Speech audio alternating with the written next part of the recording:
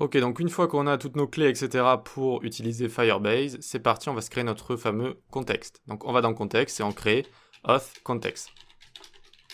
Ok. Ici c'est parti, on va se faire tout un contexte. Donc pour commencer, on fait import React. Et donc comme vous le savez, le provider dans le contexte, c'est un simple composant. On va utiliser du state, donc use state. On va également utiliser useEffect. Alors juste, on l'importe ici, useEffect, use context et create context. Ok. From React. Oups, from, j'ai dit React. Parfait. Ensuite, donc, on va commencer par s'import auth context. Le contexte qu'on va créer est égal create context. Parfait.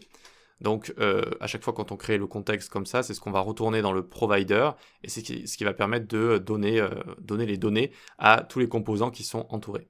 Donc, le provider, on le crée juste ici. Export function, auth provider.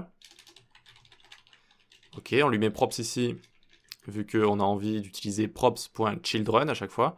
C'est-à-dire qu'à l'intérieur du provider, on va placer au préalable tous les enfants. Je vais revenir dessus juste après si vous voulez, de pourquoi on met props juste ici. En attendant, ici, il va falloir créer toutes les fonctions qui permettent de se connecter, de se déconnecter, etc. etc. Donc on va faire const current user, ici. Set current user est égal useState. Hop, parfait.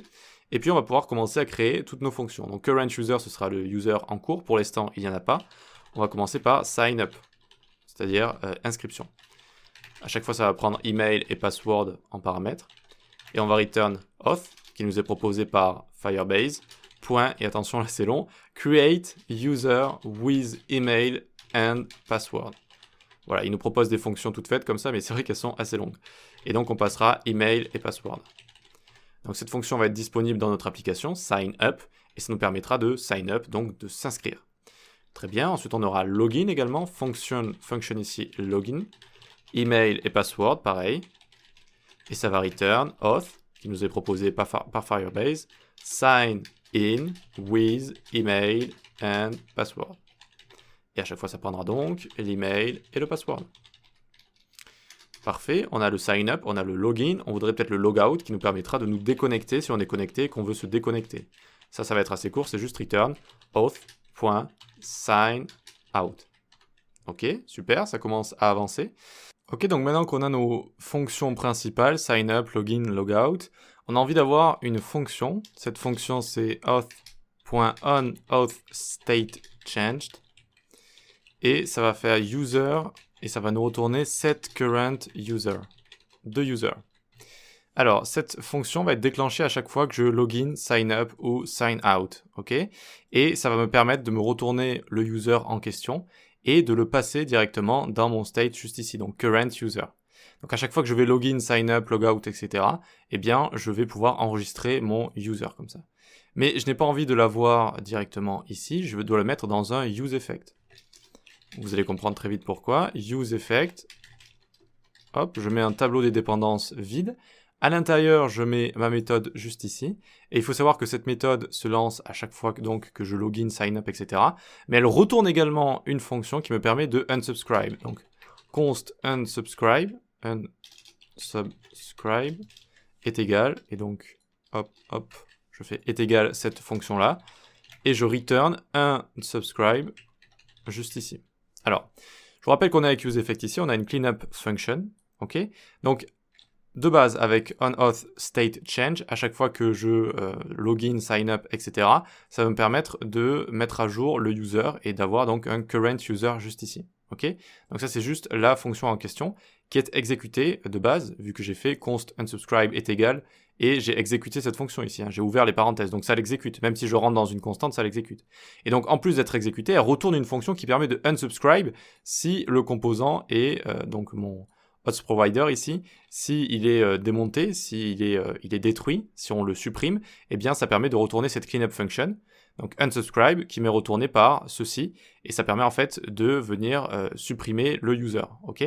Donc après, si je mets à jour le composant, ça supprime le user, et ensuite ça me permet d'en mettre d'autres, par exemple si je suis en train de relogin, logout, etc. Et il faut savoir donc qu'à chaque fois que je vais utiliser ces fonctions, eh bien, ça va supprimer le composant et le rajouter. Et donc, à chaque fois, ça va unsubscribe comme ça. Et donc, imaginons que vous êtes en train d'utiliser le site et, je sais pas, il y a votre petit frère qui a envie de s'inscrire, donc il clique sur inscription. Et donc, ça va permettre de bien unsubscribe quand il va lui-même s'inscrire comme ça. Voilà. Ok, donc c'est très bien. Maintenant, on a nos petites méthodes. On a current user. On va pouvoir donc faire notre return ici. Et on va utiliser notre contexte, authContext.provider.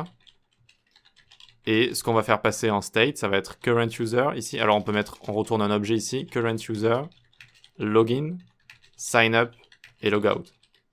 Ok, hop. On ferme juste ici et là on va utiliser props.children. C'est pour ça qu'on utilise props juste ici, d'accord? Donc c'est-à-dire que quand on va utiliser ce composant authProvider ici et qu'on va mettre des éléments à l'intérieur, ils vont tous se situer ici.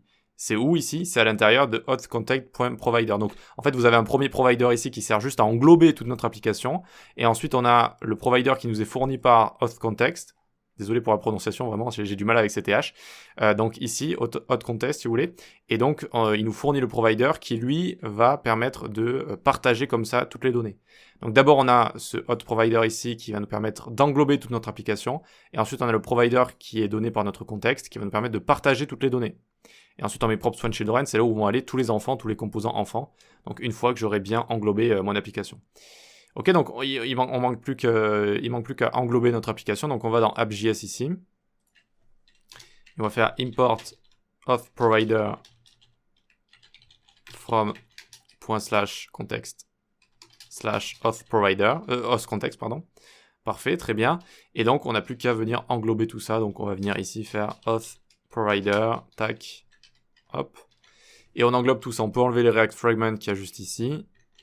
Parfait. Et donc, vous voyez qu'ici, home, par exemple, c'est ce que j'ai mis dans authProvider ici. Donc, c'est ce qui correspond à quoi? À props.children. Ce sont les enfants que je vais recevoir, en fait. Je les mets ici.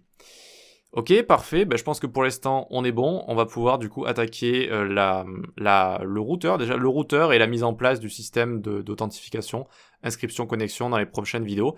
Maintenant qu'on peut login, sign up, logout, etc., que ça se met à jour à chaque fois, eh bien, on va pouvoir faire tout ça. Allez, à tout.